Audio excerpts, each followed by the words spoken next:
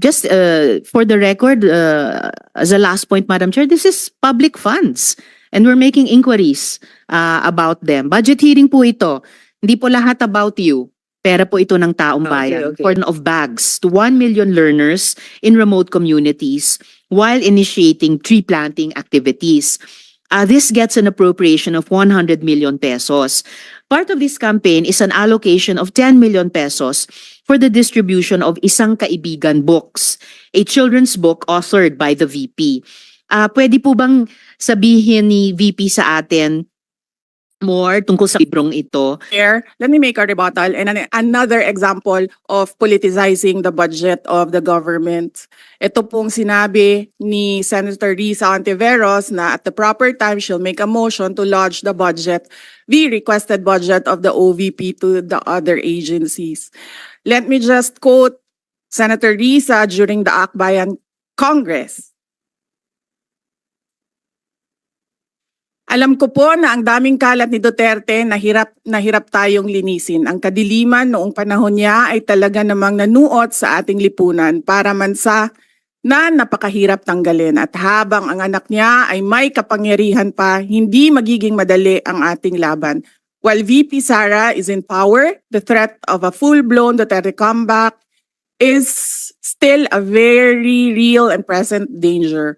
For one, they are supported by one major superpower, China. So that is an example of politicizing the budget of the government.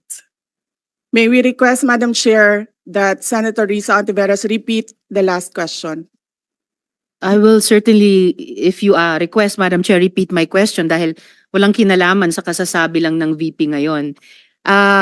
Alam nating lahat na miyembro ng iba't ibang partido, yung speeches natin sa ating mga kamiyembro sa mga party congresses ay hiwalay na event dito sa budget debates. So, I really take exception dun sa sinabi ni VP na rebuttal iyan dahil halimbawa ito sa politicizing. In fact, wala akong tinanong tungkol sa China o kahit sino pa mang ibang bansa dito sa budget hearing na to. I am asking about yung national budget na ipapasa natin sa Kongreso para sa bansang Pilipinas sa taong 2025. At ang pangalawang at huling tanong ko sa ngayon, before I make at the proper time propose an amendment which may or may not be accepted by the chair and by the colleagues para nga mas i-align ang mga kaperahan natin lalo na't masikip ang fiscal space natin dun sa mga appropriate programs sa appropriate agencies na malayang-malaya ang OVP makipag-partner sa kanila tulad ng sino pang opisina sa executive. Ang tanong ko po ay ilang mga libro ng Isang Kaibigan ay bibilihin at i-distribute at ano, if the VP could tell us more about the contents ng librong ito. Madam Chair. Madam Chair, the book is not for sale. We only pay for the publication of the book. And we will send Senator Ontiveros a copy so that she will know what is the content of the book.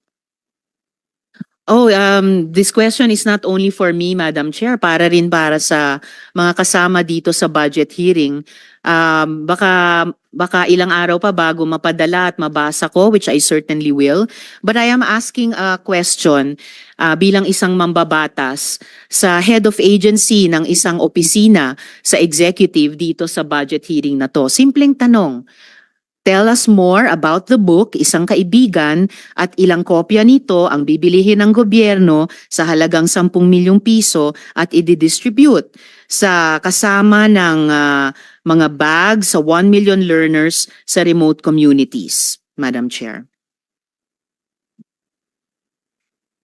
Madam Chair, this is an example of politicizing the budget hearing through the questions of a senator.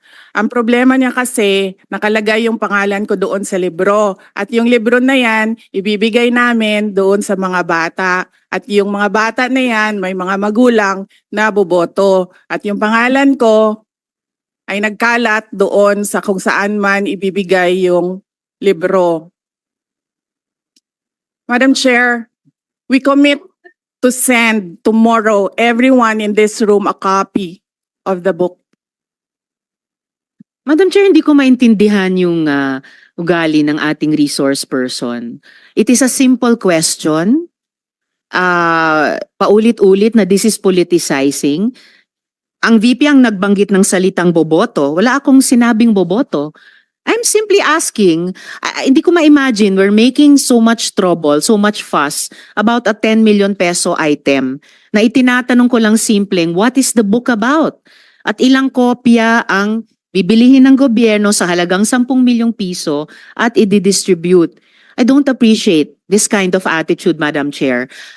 Usually, ang resource persons natin ay nagbibigay ng parehong institutional courtesy sa legislature na ibinibigay natin sa executive. I don't appreciate this kind of attitude. Tolentino, do you have Madam Chair? Madam Chair. Yes, Madam Chair. Hindi ko rin maintindihan ang ugali ni Senator Risa Ontiveros, and I do not appreciate, ano yung sinabi niya? I do not appreciate this kind of behavior and attitude. Madam Chair, noong 2016, tumatakbo si Senator Risa Ontiveros na senator, nakailang talo na siya. So, Dalawa, Madam Chair. okay, dalawa. Natatakot siya sa pangatlong talo niya, kaya pumunta siya sa Davao. Humingi siya ng tulong. Tinulungan siya ng isang kagawad ng Davao na ngayon hindi na siya sinusuportahan. Humingi siya ng tulong sa akin, thinking na hindi mananalo si President Rodrigo Duterte. Kinausap niya ako ng kinausap doon sa law office ko sa Davao City. Sabi ko sa kanya, o sige, tutulungan kita. Chinika niya ako ng chinika. Tapos umalis siya. Siyempre, hindi naman siya tumutulong kay Pangulong Duterte. Hindi din totoo yung sinabi ko na tutulungan kita. Tinext niya ako. Pwede ba akong mag-follow up sa hinihingi kong tulong sa boto dyan sa Davao City? So sabi ko sa kanya, okay, sige. So, tinawagan ko at sinabihan ko at pinakiusapan ko ng pinakiusapan si former Congressman Milen Garcia. Sabi ko sa kanya, Kong, tulungan mo ito. Bigyan mo na lang ng ilang barangay mo at ilang mga leaders mo. Ayaw pa siya tulungan ni former Congressman Milen Garcia. Pinakiusapan ko ulit, Kong, please tulungan mo na lang. Nanalo na siya at nung nanalo siya, anong ginawa niya? Siya ang pinakaunang umatake kay President Rodrigo Duterte. Anong tawag sa ugaling ganito? With due respect to our resource persons and also our colleagues, I think this doesn't really. I understand there's history among all of us here, but I think that we should really stick to the budget. And I think this is just being very objective. I would like to ask also, since we're going to be furnished a copy tomorrow, we can look at it and evaluate what the content of the book is. But maybe just a general, we won't ask line by line, ano ba yung libro na yan? But tell me, is it for good manners and right conduct? That's fine. Is it science? Is it history? So maybe just a general one, so we can just answer it. Because I understand that every office will have its own advocacy and initiative. So, but then, I don't think it's also wrong for us to be curious what it is about. So just a general one. Any of the undersecretaries can tell me what the topic of the book is? Is it history? What is it?